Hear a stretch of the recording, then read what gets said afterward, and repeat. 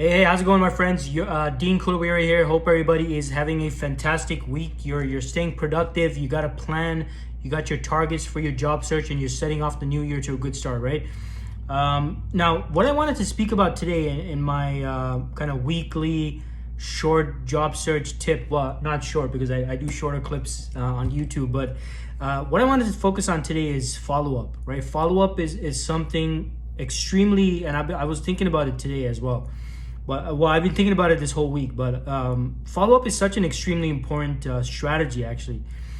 I think a lot of job seekers, what they do is they see follow-up as a task, something you just complete, something you just do, whether it's once, and usually most people only follow up maybe once or twice.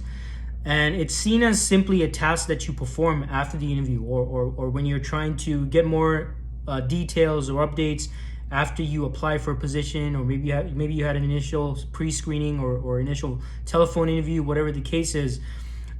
Many job seekers, and if you're thinking this way, don't feel bad, because most job seekers I speak to, they see follow-up as a task that needs to be performed, kind of something that they got to do just because they got to do it.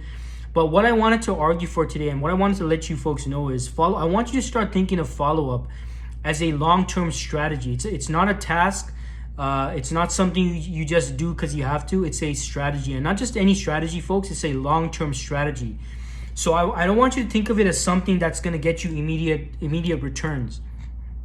At least not immediate. Like, you're not going to follow up, and you're not always going to just hear back right away with a final verdict in terms of whether the company or the organization wants to move ahead with you or not. But I want you to see it as long-term in the sense of it's something that you need to do continuously. It's like a continuous set of actions that you need to perform. And I just wanted to talk about three aspects of follow-up on today's today's little thing that I'm doing right now, and in regards to follow-up. So make sure you write these down if you're taking notes. Number one thing I want you to understand about follow-up is it's a way of maintaining communication, right? Don't think of follow-up as simply getting an update. That's definitely one aspect of follow-up, but it's also kind of too simplistic, and it doesn't really give credit to how powerful and strong of a strategy it really is. So number one aspect of follow-up is I want you to think of it as a way of maintaining communication.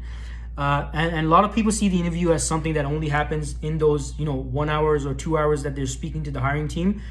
But I see the interview as something extending well before that, folks. It starts from the moment that the hiring team looks at your resume, and it goes on until they reach that point where they made a decision to move ahead with you or not. That's how I see the interview, and that's how most of you need to be seeing the interview cycle. That is the length of the interview. So the interview does not stop the moment that the interview is over. They say, hey, we're going to provide you with an update.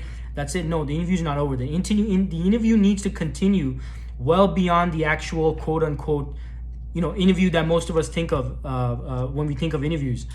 So follow-up is a way of maintaining that communication and even continuing the conversation beyond your interview.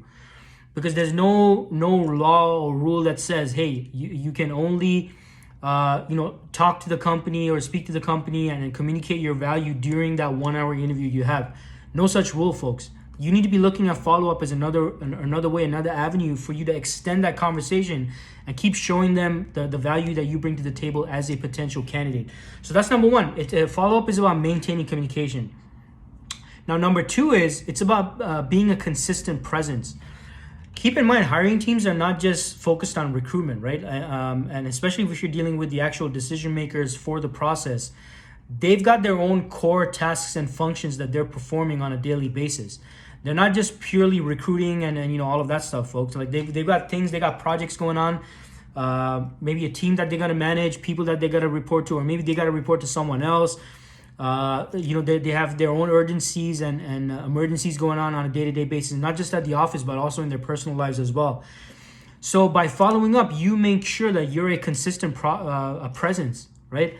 And this also kind of complements the fact that, look, they're not going to only be meeting with you. They're going to be meeting with multiple candidates for the position. So you got to make sure that by being a consistent presence, you're one of the first people that they think about. Now, I'm not saying that this is going to result in you being selected as the final pick for the role, but I want you to be in a position whereby you are one of the first people they think about when they do think about selecting candidates for the position that they're currently considering, that they've met with, that they've had conversations with, and that kind of thing.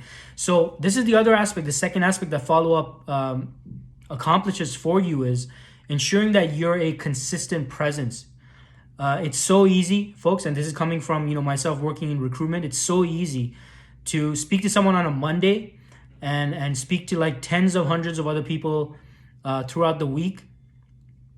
And by Friday, you don't even remember who you spoke to on Monday, even if you met with them face to face. That's how I've experienced that as a recruiter, right? Where I met with a candidate on a Monday, and when you're a recruiter, you're always speaking to people, always talking to people, right? By the time Friday comes around, I don't even remember who I spoke with on Monday, even though I entered the information into the database, the ATS, like details about the conversation, all that stuff. It's very possible I might not remember who I spoke to. And the same thing with the hiring team. Now, the hiring team, they're not only doing recruitment, but they've got their own other stuff going on, like I mentioned. So you want to make sure through follow-up, you're being a consistent presence. So they're always remembering you. They're always like, oh, yeah, I know this person. Yeah, they're always checking in. They're always following up. Hey, let's reach out to them. Let's see if we can get more information or get anything more clarified and see if we can move ahead. Whatever. You want to be a consistent presence, folks, right? That's aspect number 2 in regards to follow-up. And which brings me to aspect number 3. All these things combined, along with various other components of follow-up, is what's going to help move you along the process.